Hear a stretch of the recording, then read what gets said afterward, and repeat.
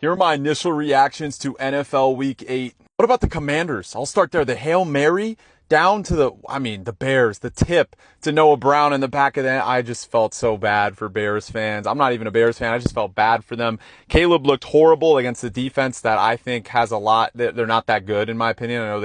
I think they've overperformed. I think Dan Quinn's a great defensive coach, right? So I was kind of shocked that Caleb didn't play well. DeAndre Swift went off, kept him in the game, same with the defense. But Jane Daniels, man, just kept going. It kept happening.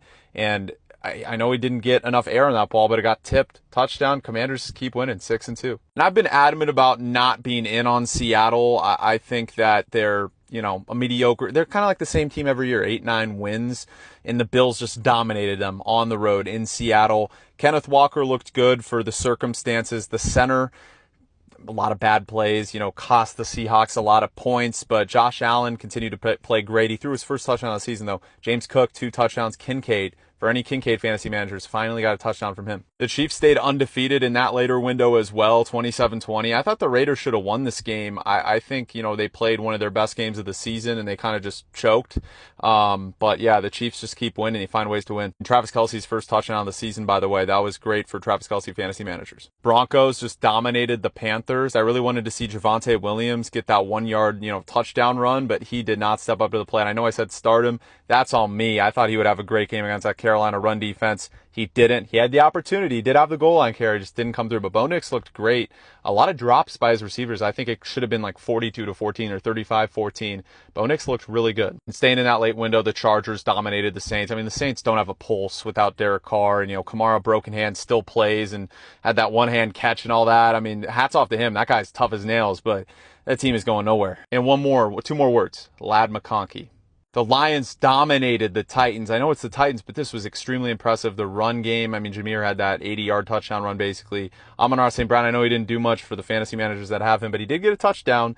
David Montgomery looked good. The O-line, best in the league. It's the best team in the NFC. How about the Eagles? I've been out on the Eagles, but they stepped up to the plate and dominated it in a game that I thought, quite frankly, they'd lose. Cincinnati, I know their defense has been atrocious all year, but, Devontae Smith stepped up. A.J. Brown was great. Jalen Hurts, best game of the season for him. I haven't seen him play this well in a long time. So I really, the Eagles, they're going to be a threat. That Kyle Pitts touchdown was great for Kyle Pitts fantasy managers, but Atlanta, Bijan Robinson, I wish they would utilize him a bit more, especially Algier didn't look that good.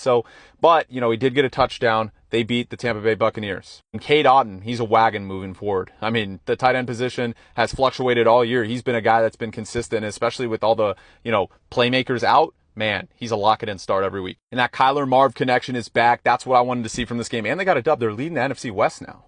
As for the Dolphins, you can trust most of their offensive playmakers. I thought Waddle would play a bit better, but Tyreek, Waddle, and Achane specifically looked good. Tua did too for the most part. That's a good sign for fantasy managers of Dolphins players moving forward. Josh Jacobs had is one of his best games of the season. Jacksonville looked great. BTJ I said was a start. A lot of people were like he's going to get locked up by Jair, but he did have a touchdown. That move was crazy. Lawrence, he looked better as the game went on.